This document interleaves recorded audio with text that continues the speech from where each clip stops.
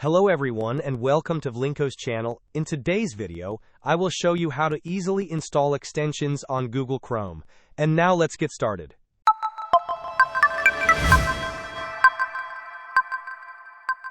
To begin, open your Google Chrome browser, locate the three vertical dots in the top right corner of the browser window, and click on them. From the drop-down menu that appears, select the Extensions option. This will take you to your Extensions page. To find new extensions, click on the link that says Visit Chrome Web Store. This will open the Chrome Web Store, where you can search for the extensions you want to install.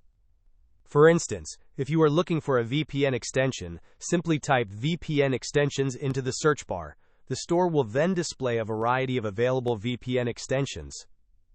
Browse through the options and select the one that best suits your needs. Once you have found an extension you like, click the Add to Chrome button to install it. Hope this was helpful. Don't forget to like and subscribe if you enjoyed.